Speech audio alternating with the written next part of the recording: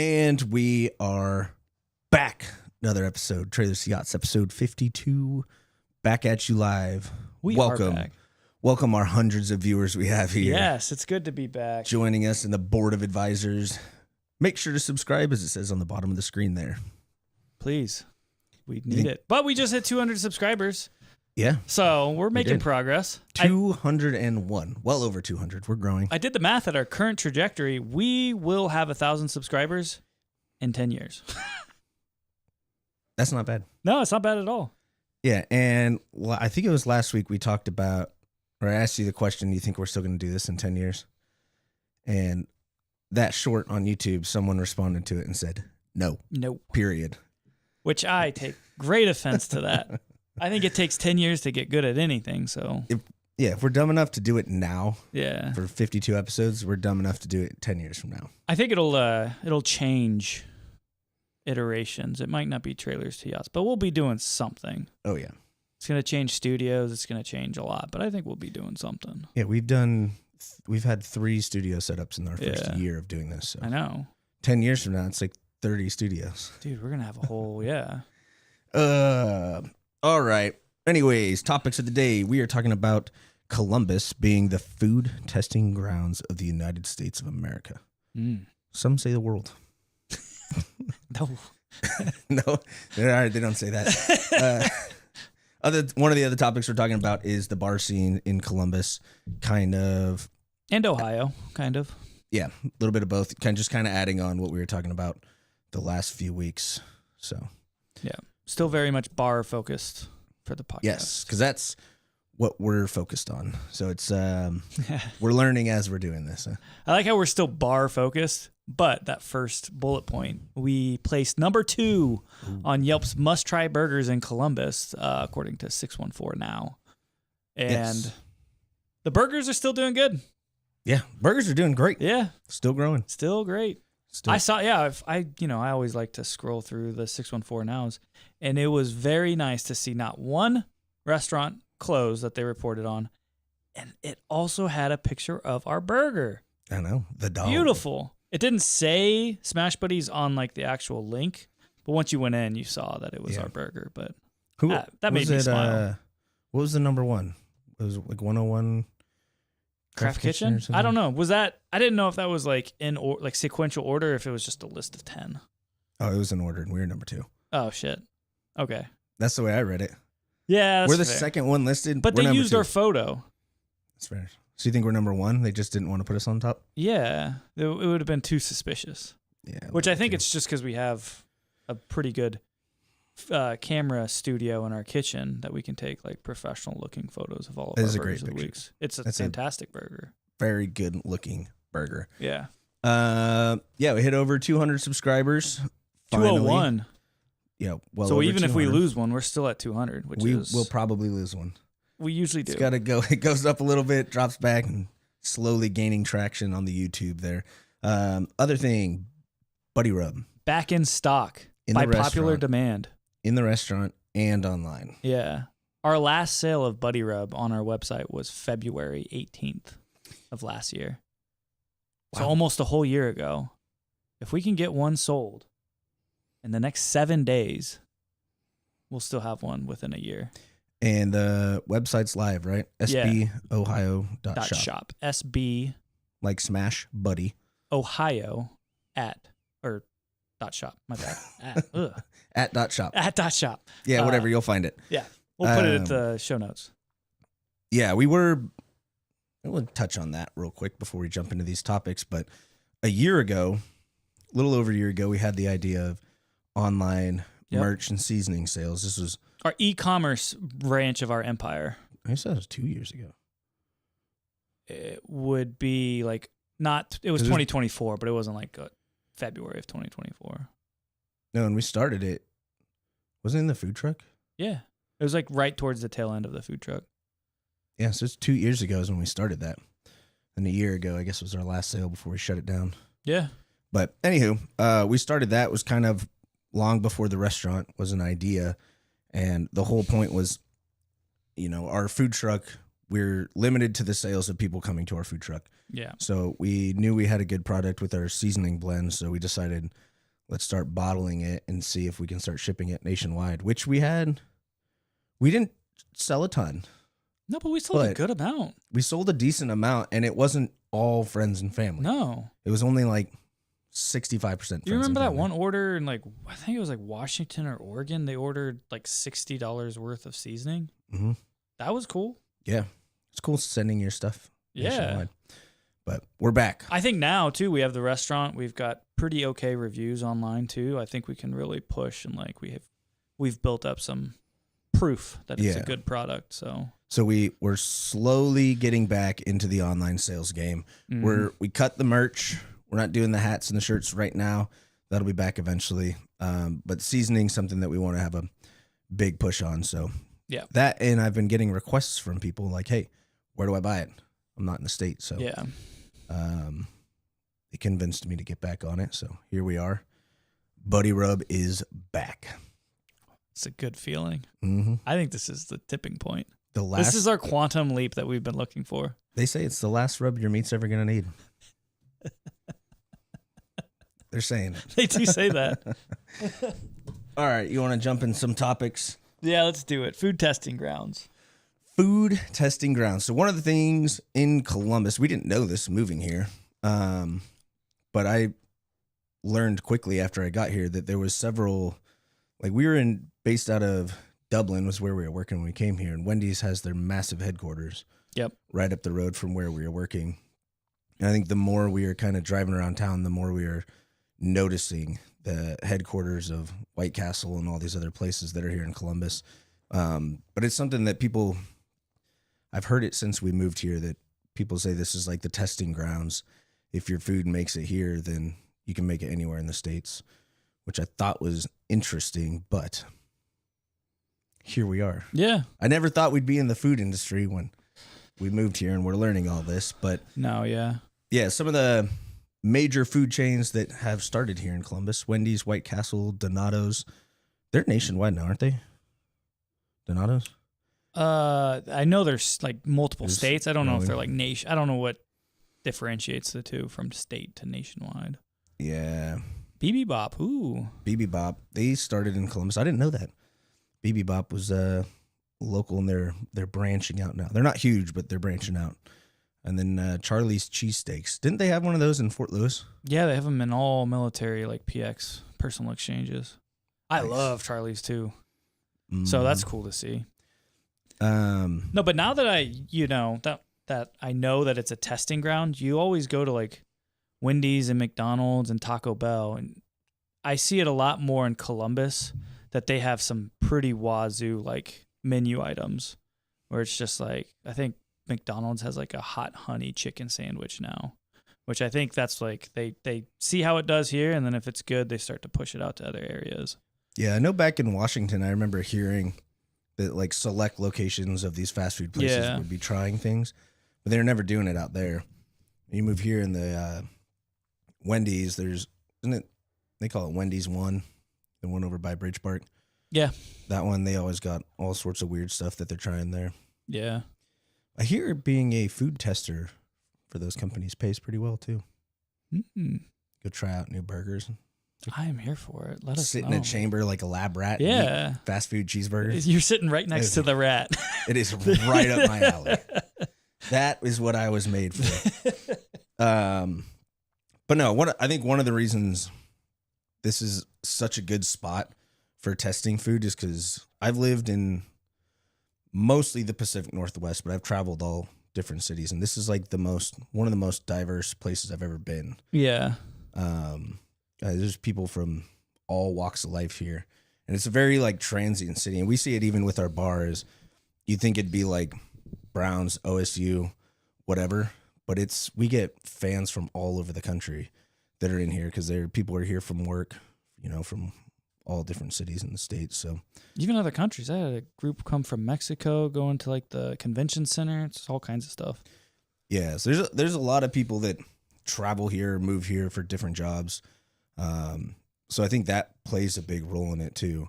It's not just people from this area. You get a lot of outside influence in the food scene, whatnot. But which is why we do the burger of the week, because there is such a diverse like population group. You got to be able to touch Everything. all of them. And then like they try the burger of the week. They like the burger. They come back for the main menu. Mm-hmm. At least I like to think. In theory. Yeah. Like the kimchi burger. The kimchi burger, we've gotten a lot of people who like kimchi back in our restaurant. Yep. I'm not a huge kimchi guy, but hey, if it works. But yeah, no, there's all sorts of stuff going on in this city. But it's interesting. One of the things I was thinking about is how many like pockets around the city there are that just have mansions and $1 million homes. Yeah. You know, and like 3 blocks over is a trailer park, you know, or like smaller neighborhoods. It's like, it's very different. Even where I'm at now, West Jefferson, some of the roads you drive down, there's just mansions, Yeah. you know, so there's like the income in this area of the city or the state, like vastly varies, you know, so you kind of have a little bit of everything. It's not a super rich area, but it's not a super poor area. There's kind of everything. So yeah. It broadens the customer base, I think, of who you can appeal to. But one of the things, we were talking about this a couple minutes ago, 614 Now, always talking about restaurants closing. So they said, I think this is the last 3 years in a row now, over 100 restaurants, bars or cafes have closed in Columbus. It makes sense. I mean, I think that's the statistic. It's like one of the harder businesses to open because it's just like such a high turnover. Yeah. And a large part, I think we'll touch on this later, is because a lot of them are single operator. And when you're a single operator, you don't have access to a lot of cash. And it takes you like 5 years to like actually have your foothold on like what you're doing in your restaurant. So if you're just some person who's funding it themselves, you can run out of cash pretty quickly. And then that's it. You got to go somewhere else. Yeah. I mean, things like I can't imagine how COVID was, but just the last 2 weeks here of 15 inches of snow. Yeah. You know, stuff like that you can't. I mean, you have now, we'll be more prepared, I think, next winter. Yeah. And knowing like, hey, if it randomly snows 15 inches, you better have an extra 10 grand laying around. Yeah. That's what it costs you. Yeah. You got to know what your break even is each week. And if you don't hit it, that's $1 you owe. Every inch of snow is $1,000. Yeah. Seriously. But no, this is the first time today was the first day I've had my car out of the driveway in 2 weeks. Your Toyota. You had another. Yeah, no, I've been driving my wife's car. Yeah. But she's got 4x, so it works great. But yeah, my little beater, it was stuck. It was stuck. But no, so yeah, 614 Now is always ranting on the closures of businesses. But you know what else can like prematurely close a restaurant? Is a car flying through the patio. Which a lot of people don't. I mean, probably a lot of people who watch this have never been to the restaurant, maybe, so they don't know. But we said there was a video that we posted on our Instagram the other night of a car literally just driving, you know, kind of in front of our restaurant, which to the uninitiated is like, oh, it's just they're driving in an alleyway, no big deal. But if you actually know our spot, you would realize that is. You can't get there unless you try really, really, really hard. It's not an alley you're supposed to have a car in. Yeah, it's surrounded by stairs on one side, a parking garage that you can't get through on the other, and then a huge double wooden gate that's like 12 feet high that you have to actually unlatch and open up, which is what they did.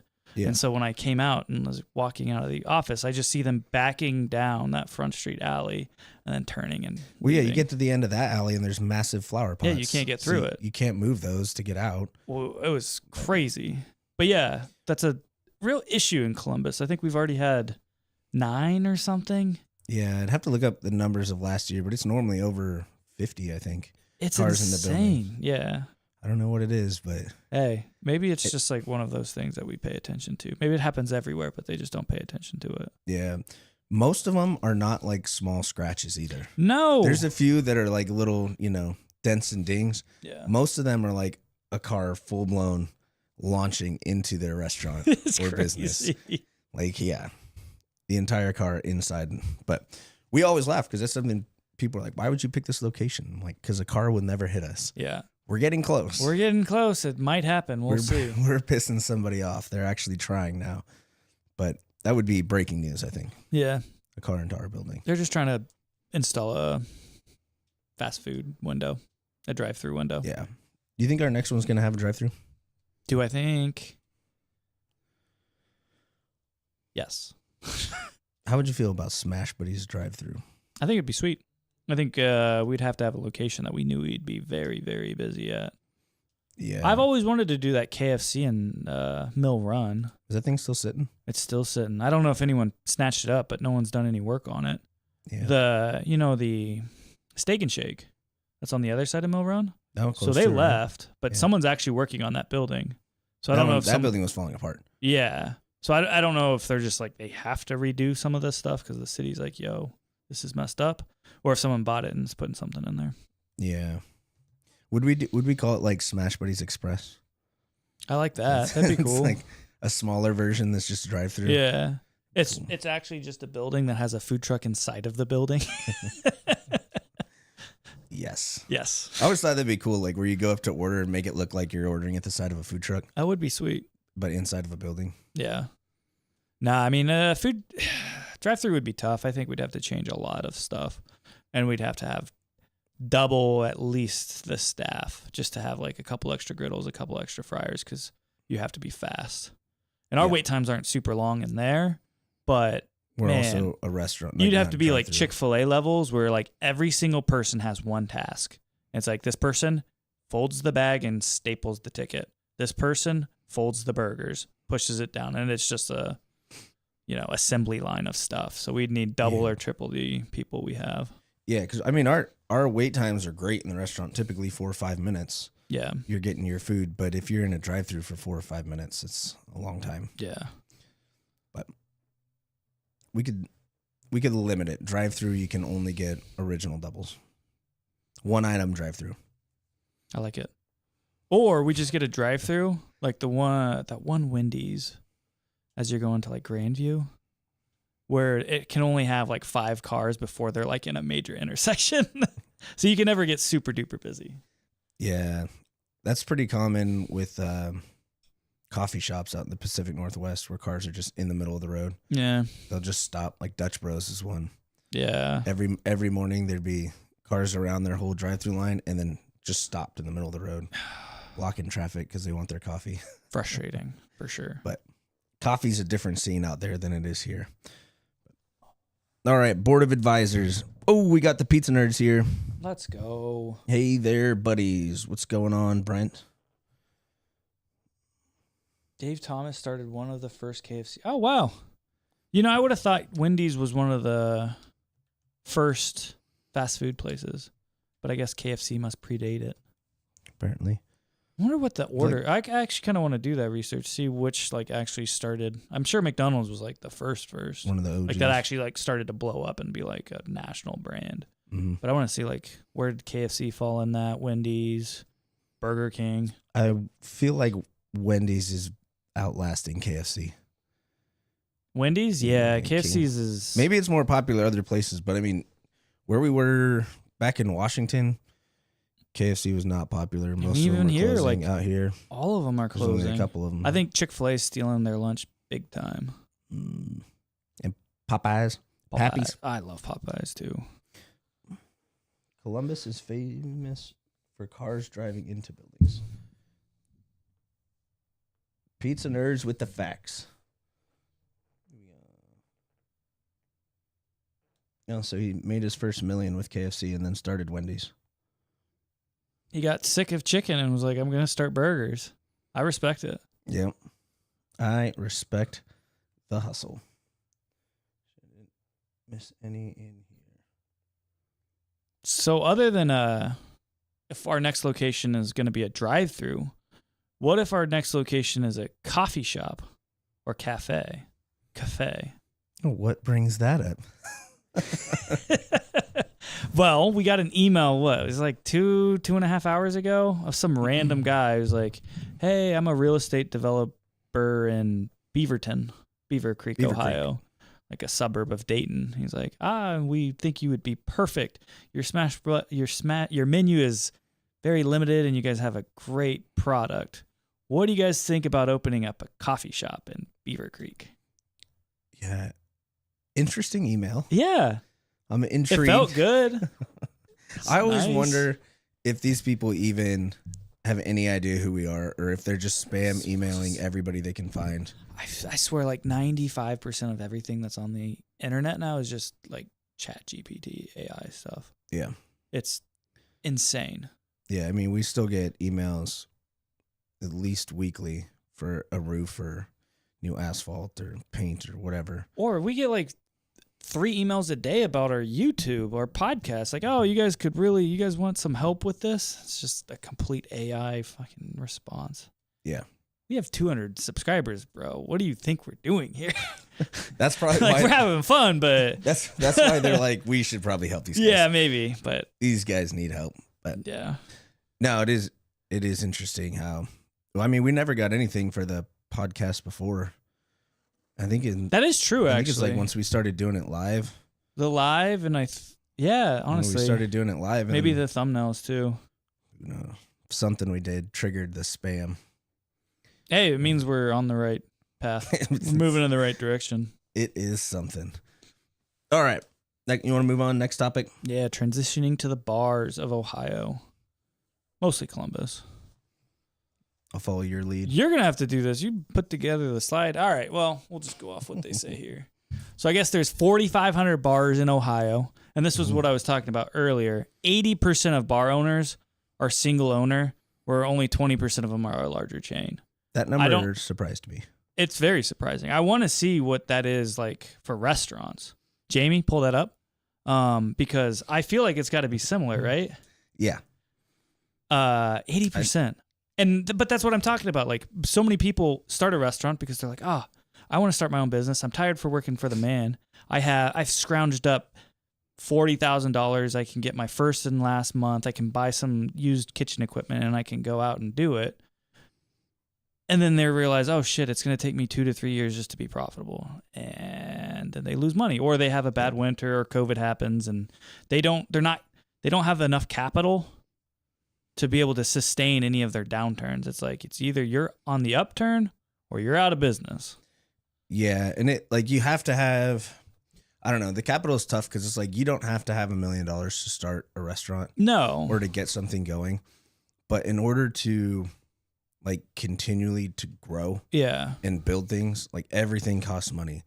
So especially like for us at the bar, the more you want to do an event, you got to hire a DJ. You want to do this, everything, there's layers and everything costs money. And so you can, cut everything back, cut your spending back and float as long as you can. But your growth is tied directly to how much you're spending, whether it's on marketing or whatever it is you're spending money on. So it's doable, but it's going to take a lot longer.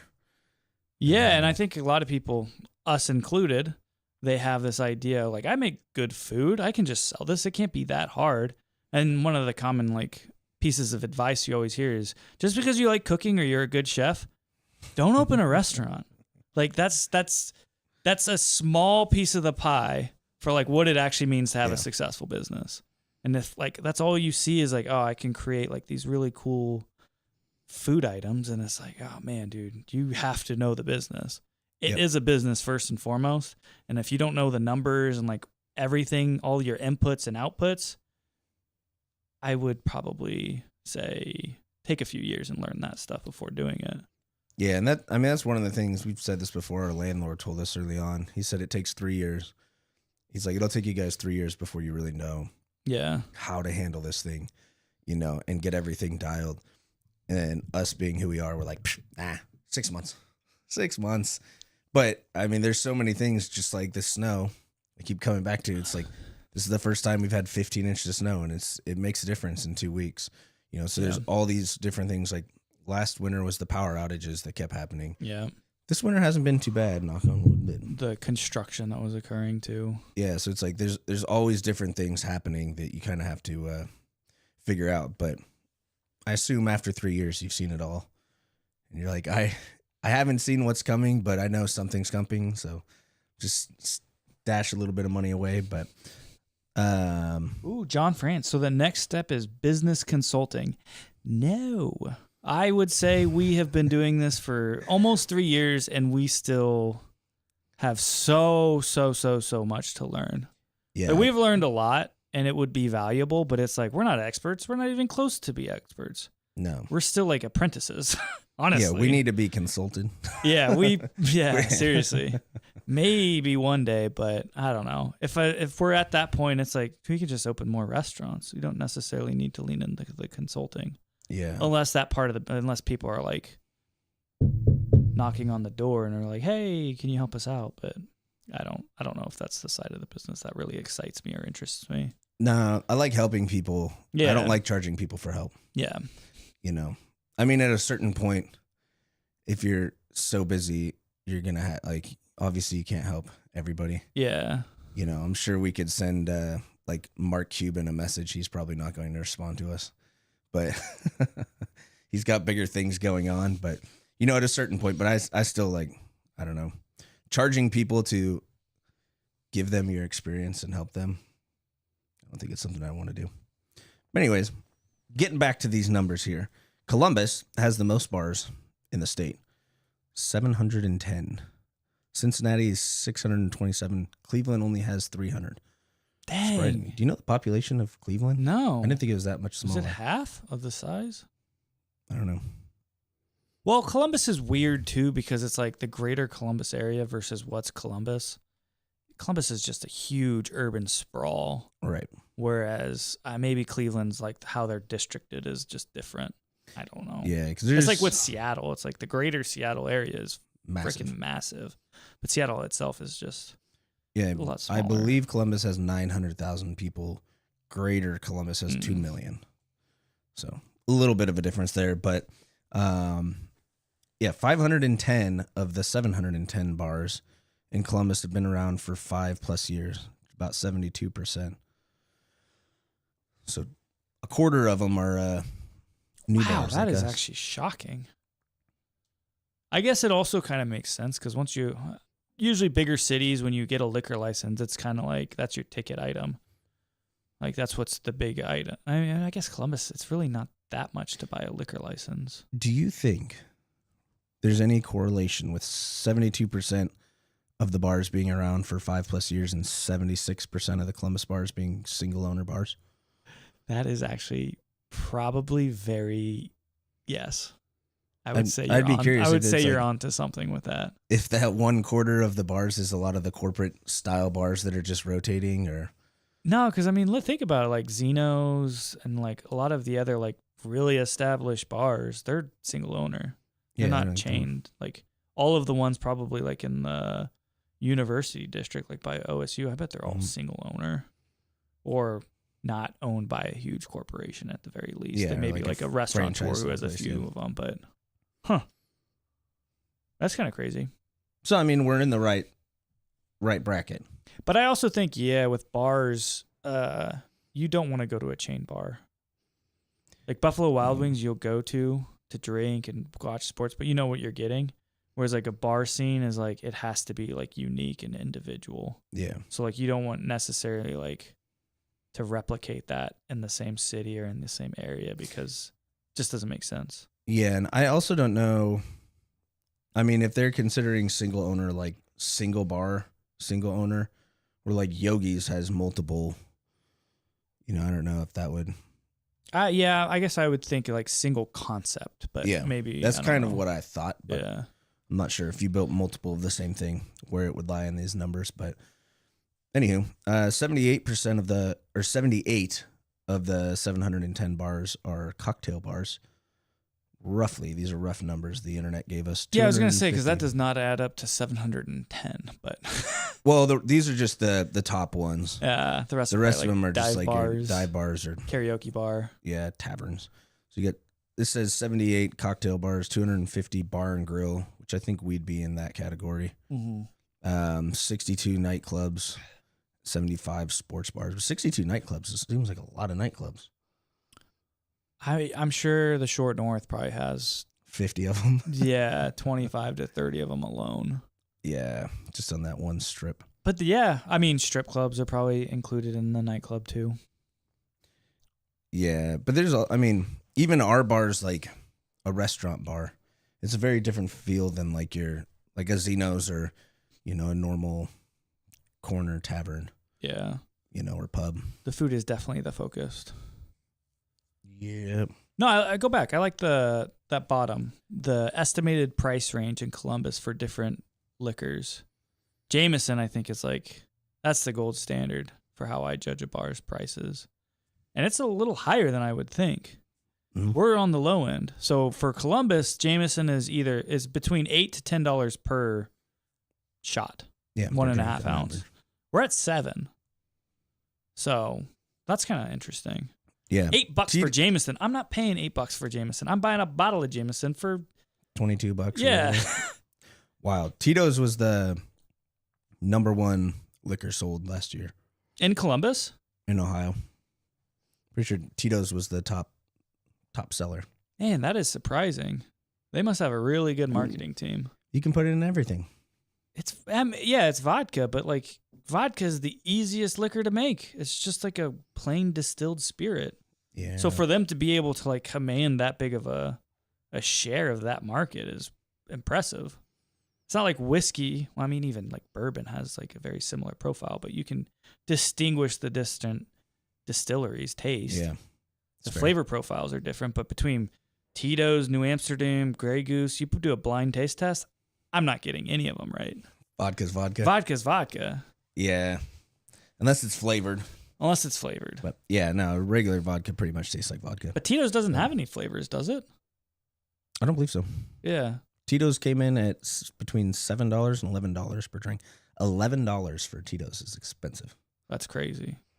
A bottle of Tito's is like $16. Yeah. It's interesting. I mean, I remember back when we were in the Army, Jameson was kind of like the go-to. Mm-hmm. It wasn't as popular as it is now. I think Jameson like hit a point where everyone was drinking it, like Ciroc did, and then same with Patron, where it's like it becomes the popular kids' drink. Yeah. Everyone starts drinking it, and then the price goes up. But yeah. And then enough people black out from it and throw up that it drops. It drops back down. That crap. Yeah. I mean, Jameson's got St. Patty's Day on lock. Yeah. Speaking of which, I'm doing a St. Patty's Day yacht shot hat. Ooh. So stay tuned for that. Oh, that goes into our next segment a little bit, I think. What's going on in the bar, Jared? What is going on in the bar? Let's see what would Brent say. Simple. He said, "What I love about you guys is how simple your concept is. It's too small and menu is, but it's all done extremely well, consistent every time I've been in. Appreciate that." And I think that is the crux. That's the difficulty of a restaurant is consistency. And that's probably the most important thing. Is if your consistency like has a large swing left or right, it's like people aren't going to come back because they want something that's familiar. McDonald's isn't good. It's consistent. You know what you're going to get. Cheap and fast and consistent. Subway is not great, but you know what you're getting. Subway tastes the same every single place. It's familiar. You like it. For like 30 years now. Yeah. As long as I can remember, exactly. It tastes the exact same. So I think like consistency, and that's one of the hardest things too, is getting everyone on the same page. Yeah. Well, and for us, like that's all we could focus on. We had a small menu. Like we had a good product, but it's like we're not going to do a massive extravagant menu. We're going to do a couple things. We're going to make them the same every time, keep it cheap and get it out fast. Yeah. And just rinse and repeat. The way burgers are meant to be. Yeah. Yeah. Cheap, easy burgers. Keep it moving, people. All right, where's my next one? I messed it up. Here we go. What's going on with our bar today? All right. Besides St. Patty's Day yacht shot hats. So I think last week was another one of those weeks. We ended up losing we lost our bar manager. It was mostly amicable. I think he wasn't necessarily happy. He had other things going on, so it was kind of like a clean separation. But that definitely, we were able to take a little bit further of a step back, like how things go. We were able to focus on other areas of the business, but when that happens, it's like, all right, recenter, restart, retrain, figure out what's going on. So that's been one thing, because we had a lot of ideas that we were gonna like start implementing, but now most of our time is like we're having to be behind the bar and all that stuff now again too. So Yes. One of those ideas we had is Love is Blind. Yep. We were going to do a premiere night, which would have been today. Is that today? Yeah. Whoa. Love is Blind. We're not doing it at the bar. I'm just going to go home and watch it. But it's the... Six episodes, right? Something like that. Columbus edition. It's the Columbus edition. Oh, you want to grab the... We even had cups for it. We were ready to go. Yeah. We were going to do a whole watch party. We were going to get the gold goblets that they have on the show. We had a whole drink idea, a whole meal, like a deal that we were going to do in the bar. But shit happens. We weren't able to do it. And so... Yeah. We were ready. Yeah. We had our wine glasses. But secretly, I think it's a little bit of a blessing in disguise. It's one of those things I think we're always like, we'll do pretty much anything if we'll get some money, like if it'll bring people into the bar. But that's one of those things that I think was a little far off our brand. Whatever our brand is, which we're still figuring out. But I'm not too torn up about it. Yeah, you don't watch Love is Blind though, do you? I've seen a few episodes. When my wife has it on, it'll be in the background while I'm on my phone. But I watched, I think, like the first 2 seasons, like all the way through. It's a strange show. I just don't. It is weird. I get it at like the beginning, and then as it progressed, now it's just like any other dating shows on TV. Yeah, I could see why people would do it like the first 2 seasons, but after like this is season 10. Yeah. And it's not getting better. No. It's like they're not actually making relationships and lasting marriages. It's like people are literally going on there. You just get humiliated and you get all this dirt comes out about you and everyone starts talking trash. And you get 40,000 followers on Instagram overnight. Yeah. That's basically the point of it, is to just rocket you into like being a influencer or whatever. Yeah. Yeah. Well, apparently most people go on these game shows just to go on other game shows. Yeah. And it's like once you get on one, it's easier to get on another because now they've seen you behind cameras and how you are and how interesting, how much the consumer liked you on there. Well, it's like Survivor. I think it's like some people have been on Survivor like 6 or 7 times. That's insane. Yeah. I really want to get on Survivor though, but we still have to, when we get the restaurant up and running and we don't have to like worry about anything, I still think we have to go back to our plan of getting on the Amazing Race. Yep. I think we'd do well. By the time we ever get around to it, the show's going to be canceled. Probably. I actually don't know if it's still on. I'm sure it is, but yeah. No, we were looking at applying like 2 years ago. Yeah. When we had the truck. We'd have to. I think we would have gotten on it too. We'd have to start working out, but yeah. Next year. Next year's going to be our year. Yeah. Amazing Race. But no, that was one of the plans we had, is doing the Love is Blind premiere night. Mostly because it's the Columbus one. Yeah. So I think a lot of people from Columbus will likely watch it, whether they watch the show or not. They'll be like, oh, a TV show is here in Columbus, we'll watch it. So. And it would have been something cool we could have done. We could have gotten the cups. We could have gotten a new cocktail, done like merch or some hats or something. Yeah, but rumor has it they filmed some of it at Cobra. I got to ask Josh, or I got to ask him next time he's in, see if that's actually true. Yeah. Well, I'll watch it and let you know. Do they get out of the pods in the first 6 episodes? It depends on how many interesting people there are. Normally, they get out of the pods and like go to Mexico or something for like a honeymoon phase. Yeah. And then they come back. So it's normally towards the end of the season there they start going out. But surprised they didn't swing in Smash Buddies. Are you? No.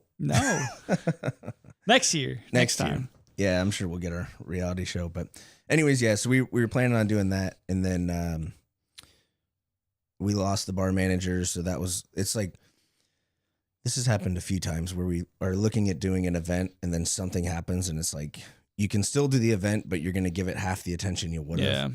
And at the end of the day, it's like, if you haven't started promoting, then you got to make a decision. It's like, is it worth even doing? If you're going to half-ass it and, as much as you'd like to put all your time and energy into something, like realistically, now you're bartending for the next 8 hours. And so it's like certain things have to get cut. So that was one of the things where like, we haven't started promoting it yet. Yeah. It's done. So, we're focusing still on Blue Jackets. UFC, I don't think comes back till March for any more of the big fights. Numbered cards, yeah. Yeah, numbered cards. We'll still be playing the fight nights and stuff, though. So Yep. if you guys want to come in on a Saturday night, we'll have the fights on. The Blue Jackets fan base is growing. Yeah. Slowly but surely. And then we got USA Hockey right now. Have you watched any of it? Men's have been playing hockey? Tomorrow. Yeah, that's what women I have, though. I've watched some of the women hockey, yeah. The women It's are tearing it fantastic. up. Yeah. It's I think great. The last like 3 games They were 5-0. crushed Canada. Yeah. Shutouts, 5-0. They shut them out? Mhm. Oh, I didn't know that. Yeah, I think they're a shoo-in to win it. Yeah, they're looking pretty good. Which is good because our medal count is rough. Hurting? Yeah. Yeah. So But we're getting there. I think that'll Yeah. be fun. Still got the same. I'm not going to take that out because I don't think I can, but you can zoom in right here. We've got the new Yacht Shot hats. Go on our Instagram. Did a little video of it. mhm. They're sweet. You'll like them. Limited time. Olympics is only around every 4 years. 3 or 4 years. Well, it's 2 years. Next, Well, the Winter 2 Olympics. years it'll be the Every summer, 5 yeah. years or something. Yeah, 3, 5. I don't Yeah. know. I don't know why people say we should know our facts before we talk. Yeah, it's ridiculous. Yeah. We've had a lot of chats today. Yeah, it's been good. Oh, we Brent coming in love clutch. you guys so much. Mm-hmm. What I love about you. Oh, we already went over that one. Yep. We're all caught up. All right. This is a response we had from last week's episode. Somebody left us a lovely little note. Yeah. So this is from Doomslayer Dave. Shout out to Doomslayer for making it on our sweet podcast here. So he said, here in neighboring Kentucky, many bourbon brands have laid off workers, halted production, and lost tons of revenue due to exports being slashed. Domestic sales in bars and package stores is one thing, but losing a huge market like Canada and other major ones like the UK is not good. Also, go Jackets. Go Jackets. Yeah, it's my favorite part of the whole thing. Hell yeah. I was like, a very interesting discussion here, but yeah, let's go Jackets. No, I have heard there's been a bit of a bourbon glut lately. Like it was all bourbon was selling off the shelf like no one's business. Allocated brands were hard to get your hands on, like Buffalo Trace and Eagle Rare and things like that. And then it's starting to like finally hit its peak, and now it's having a bit of a drop. I think they were just producing, a ton of barrels of whiskey. Yeah, I haven't been following much of anything the last 2.5 years That's because fair. of what we've been doing.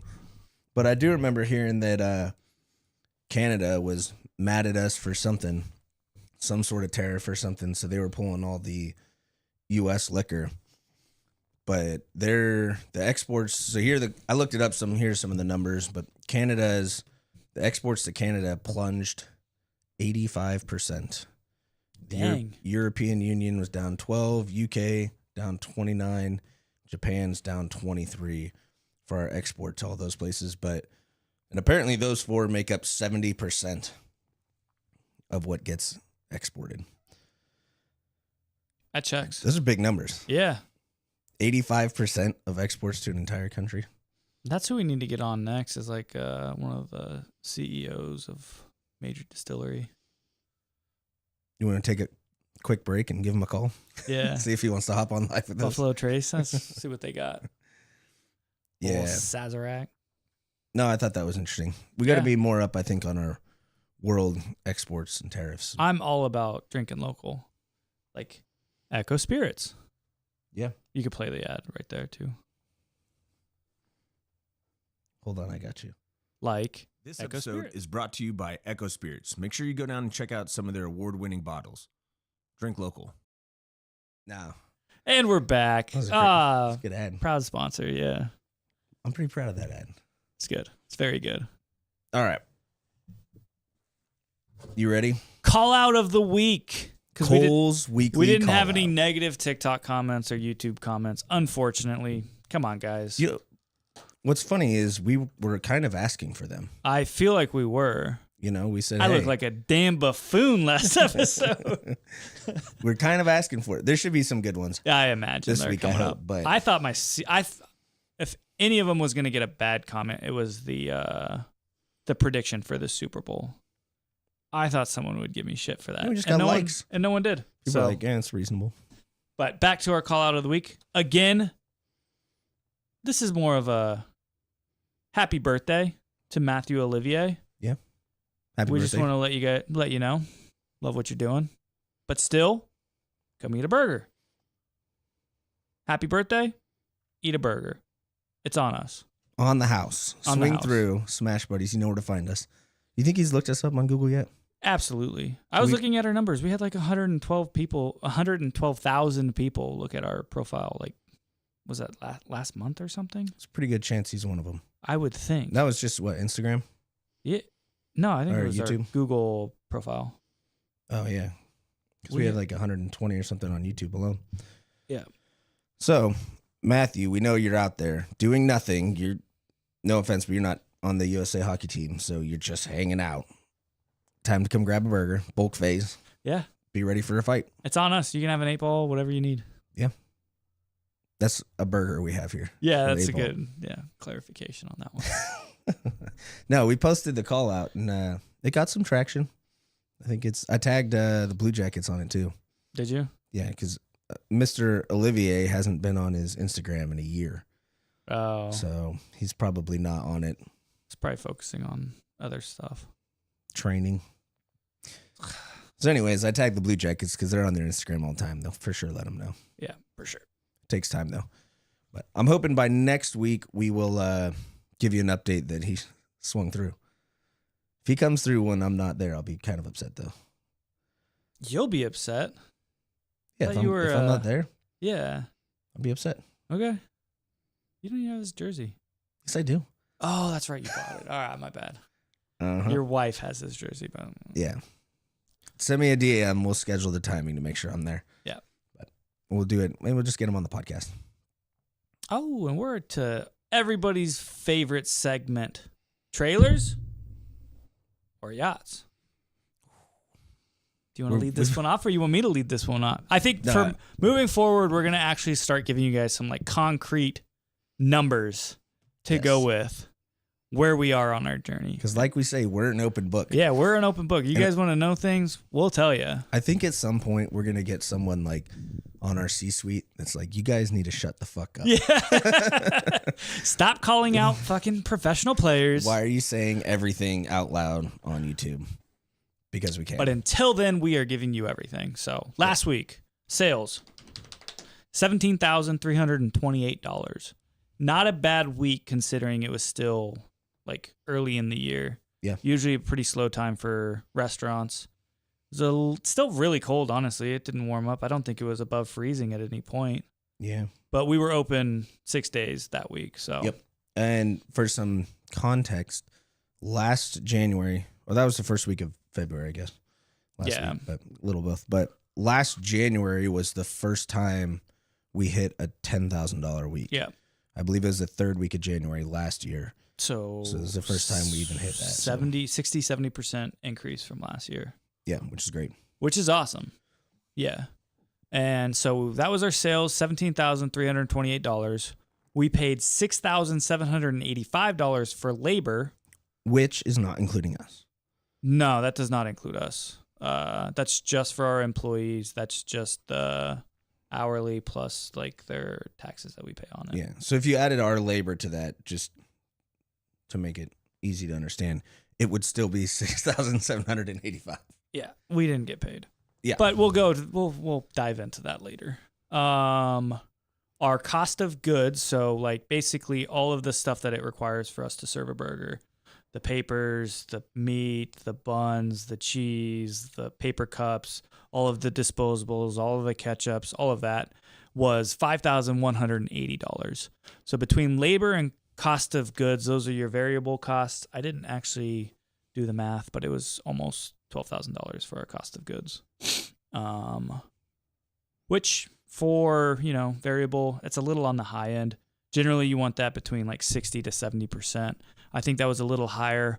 Also, we did training last week on Monday, so we paid like an extra $300 or $400 for that. Yeah, which would have lowered that a little bit, and some new hires too. And some new hires, yeah. So training and stuff. Going into our fixed costs, Rent and utilities broken down by the week was $2,743 that we had to cover for that. And then other expenses, so this is like marketing, software, repairs, maintenance, insurance, everything else was $2,010. So we didn't add any of that up. But if you do, that puts us at a net profit of $610. Round of applause, everyone. Let's go. I got a button for it. I can't find it. So between the two of us, just to put this in perspective, we both put, I think, together about 100 hours probably last week into the business. Yep. You divide that by 610. We both made about $6 an hour if we collected any of that. But we're not doing it for the money, guys. We're doing it for the love of the game. Yeah. Hey. No, but it's honestly like really good. Like being able to be a profit, especially like going through the like slower months, is awesome. And yeah. I'm happy about, especially like after the last 2 weeks where we were closed an extra day and we were doing like 20% less than that. It's good. We're in the right direction. Yes. It is. No, January we were on track for a record month before the snow, which is wild because, you know, for January to beat in October is crazy. But snow came in and destroyed that idea. But overall, January was still a good month and it's still slowly growing. Yeah, we still sales 17. We need that probably closer to like 21, 22 for us to not be cash flow negative. But we take this in stride. We'll eventually get there. Yeah. Yeah. So you think we're closer to Yachts with that $600? We're close to Yachts now. Yeah. I'm feeling a lot better. I think our little crisis of is mostly subsided. Yeah. How do you feel? Do you think we're closer to yachts or trailers? No, I think we're still kind of just like we were last week. We're balancing. Yeah. The storm has weathered. Yeah. We're kind of figuring it out, getting settled back in. But if I had to guess, I think we're going to have a pretty busy year. Yeah.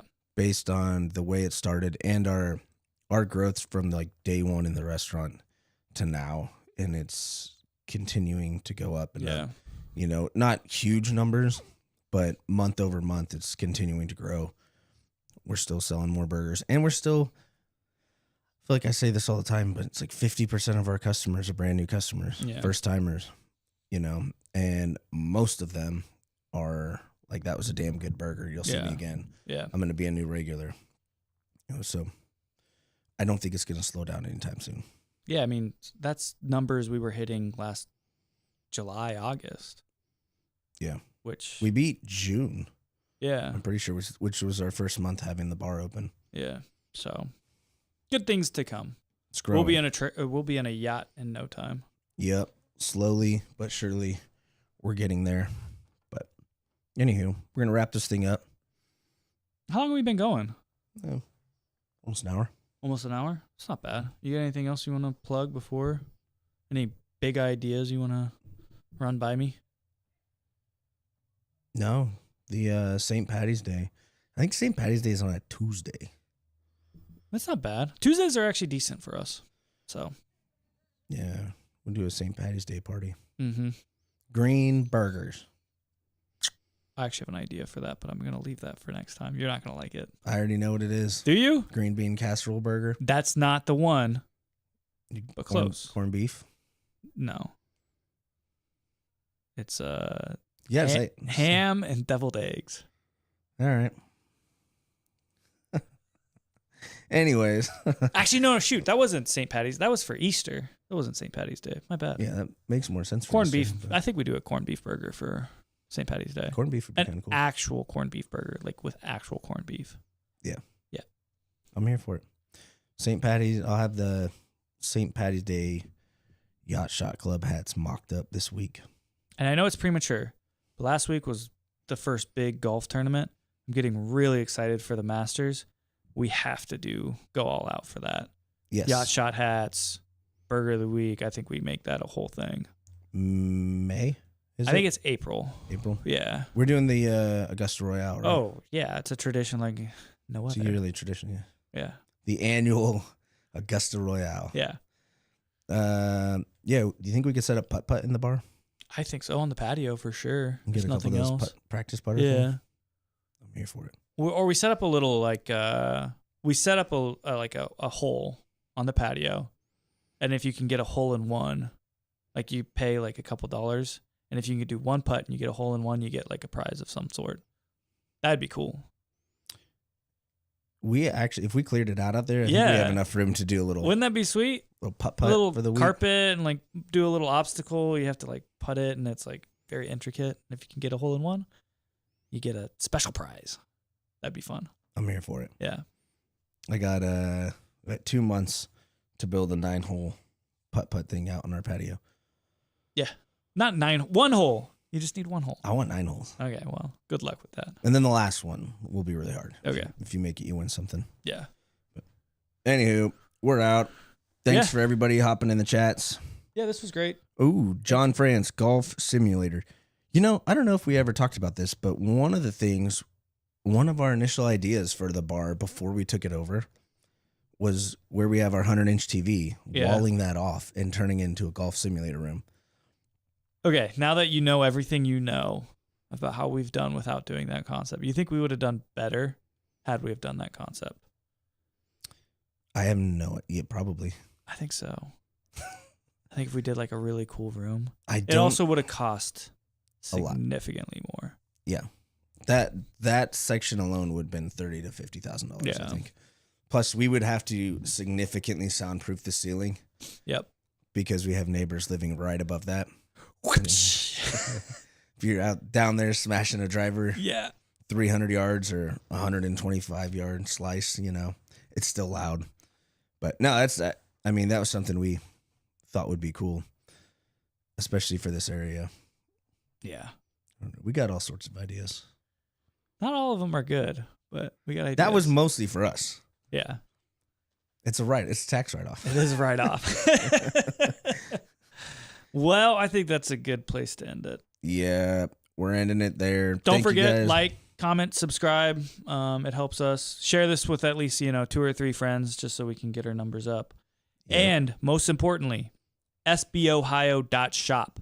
You can get small and large buddy rubs. They're now available, limited time. So you better order them quickly because you never know when they're going to sell out. Yeah, or we just take a year hiatus from doing it. Yeah. You never know with us. But all right, guys, thank you. We'll catch you on the next one. Smash you later.